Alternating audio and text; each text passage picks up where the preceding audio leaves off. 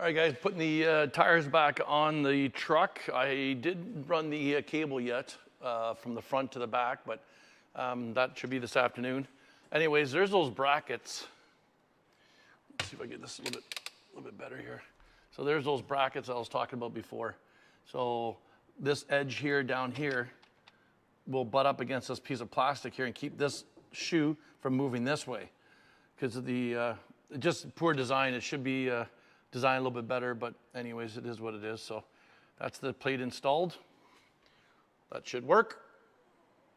And there's the other one on this side here. So that'll definitely keep those that shoe from moving over.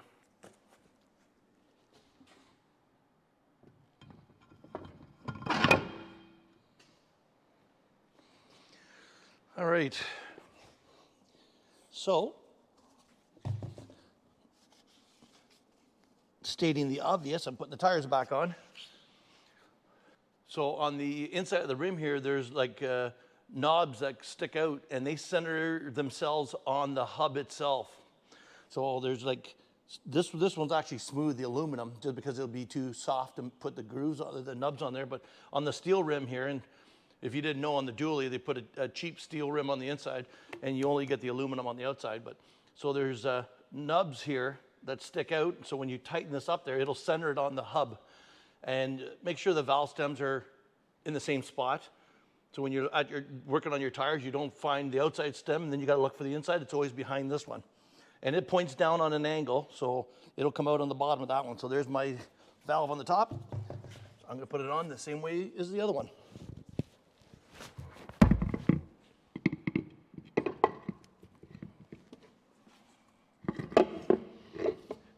There we go.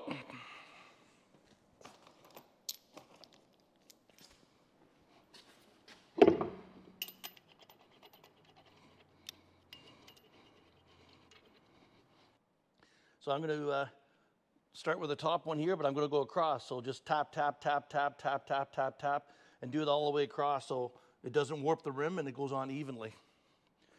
And I'm just going to use my little impact here just to put a couple pounds, and then what I'll do is I'll lower the truck so the tires touch, and then I'll get my torque wrench out and torque them.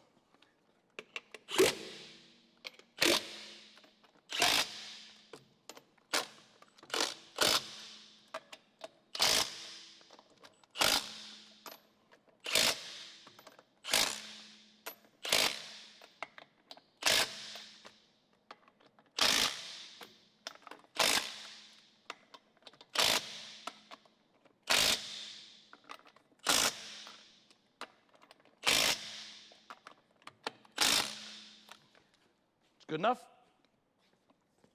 And that's it. Like I said, I'll lower this down, and I won't put the whole weight of the truck on it. As long as I know the tires won't turn, then I'll just bring my torque wrench out and torque them up to 140 pounds, foot-pounds of torque.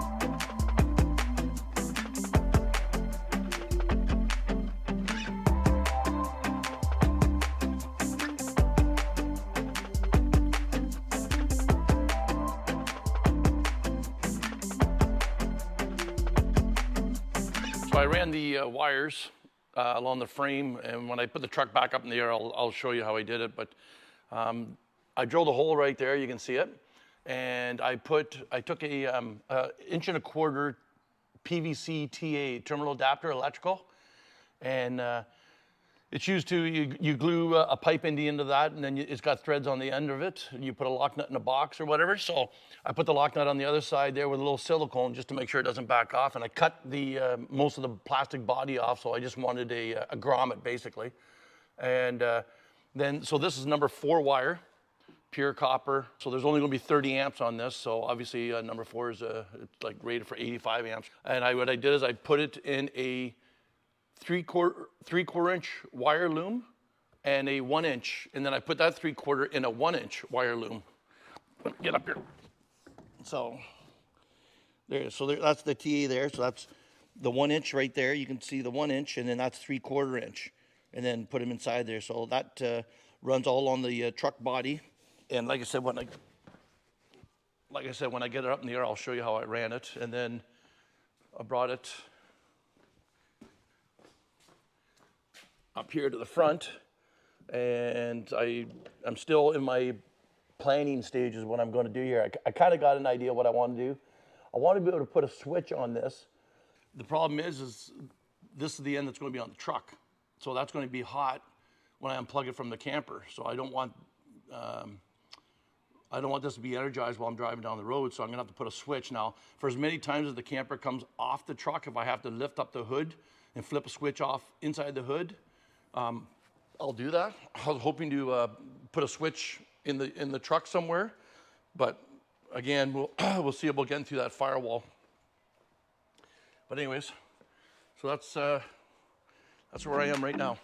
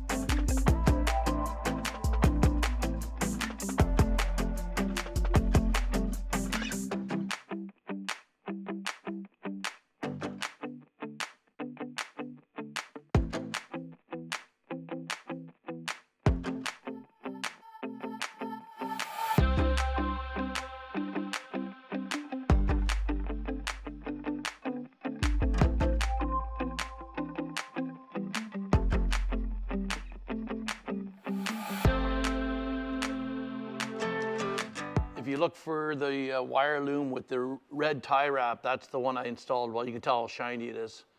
So both number 4 wires are inside that. So each one has their own wire loom on it, plus then both of them are inside that wire loom.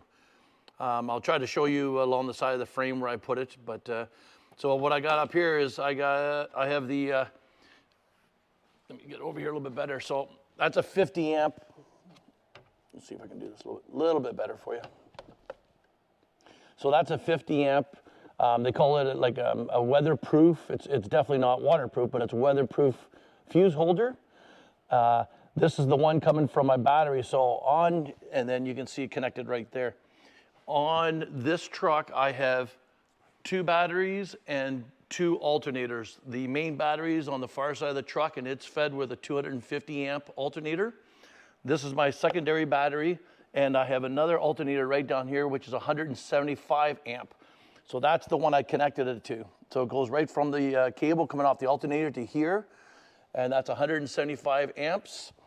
So it goes in this wire up to the one side of the solenoid, the other side of the solenoid, so that's this one here. And then this side here goes to the DC-DC charger, to that plug I showed you I put on, and then inside the camper. And I'll do a quick show of the inside. I also put a switch here. My original plan was to put the switch on the inside of the truck, but I really didn't want to start messing with the firewall. And let's say in 2 or 3 years, I go to trade this truck in, I can unbolt this pretty quick, but then I don't have to mess with the inside. And it's not that big of a deal, because the only time I'm really have to worry about taking or shutting this off is when the camper's off. And I'll show you that in a minute. So all I do is lift the hood up, and if you listen real closely, that pulls it, and it's a constant duty contactor. So the DC-DC charger is 30 amps. So it regulates it to 30 amps. So number 4 wire and all this, it's kind of overkill, but it doesn't matter. I can always put a bigger one in later if I really want to. And so the switch itself, so I came off this side of the 50 amp fuse with a wire to right here, and that's a fuse holder with a 15 amp blade fuse in there, which runs the circuit to the switch and to the solenoid. So it's also protected by a 15 amp fuse. So everything's protected. I'll try to go show you a little bit underneath the truck. Oh, and there's my protector right there. So you can see the wire loom right there. I followed that one. So you can see where the wire loom is right there. And then it goes up top and goes through, which you would have, I think you might have seen it already when I was putting the plug on. So that's where I went up front there. And let's see here. I'm gonna get a couple more tie wraps and just do a little bit tidier job down there. All right. Oh, and that's one thing I didn't show you there. So there's the plugs, guys. So the front one here is my 7-pin, and then that's the one right there. So what that there is, guys, is 70 amp trolling motor plug. And the reason why I did that, it's rated for 70 amps, which is good. But I didn't want the Anderson plugs. You know how they kind of just hang out and they're just kind of dangling out there in the breeze. So I wanted something that plugs in and looks good too. So not sure if you're going to be able to read that, but that's what it is there anyways. So yeah. And of course I'll do a better job once the camper's off so you can see what it looks like. So let's go in the camper here.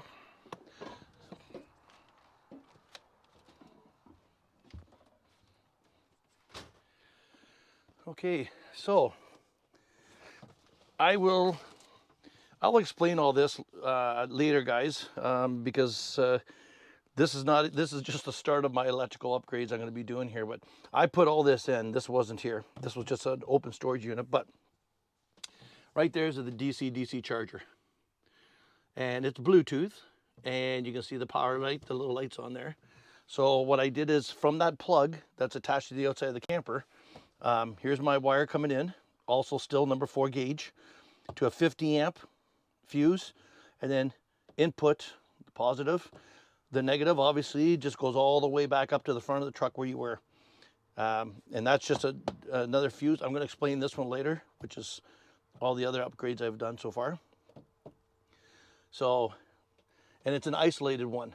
So that means it does not share the ground. Each one has their own separate. So my camper a positive and negative, and the truck positive and negative. So anyways, that's her.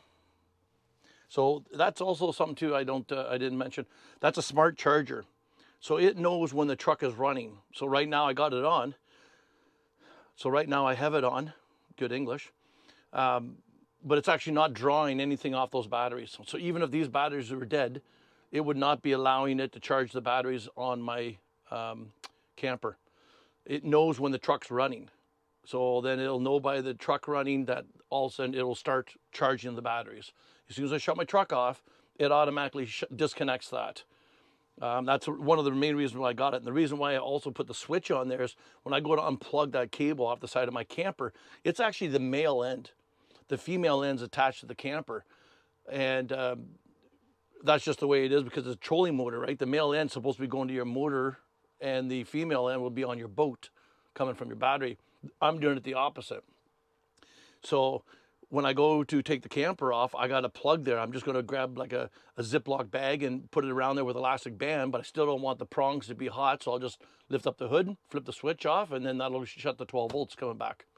It's a bit of a pain in the butt, but for as many times I take this thing off, so you pop the hood and you shut the switch off, and that'll just give me a a chance to go over the engine and check the oil and stuff like that anyway. So anyways, guys, I'm going to, when I'm running the truck, pull up the Bluetooth on my phone and you'll see it charging. And I might be doing that now, but we'll see. Thanks for tagging along on this one. This was the DC charger episode, and my buddy Scoob just pulled in. So now it's a celebration, it's a beer time. All right, guys. So be good, be kind, be careful, and we'll talk to you soon. Bye. Say bye, Scoob.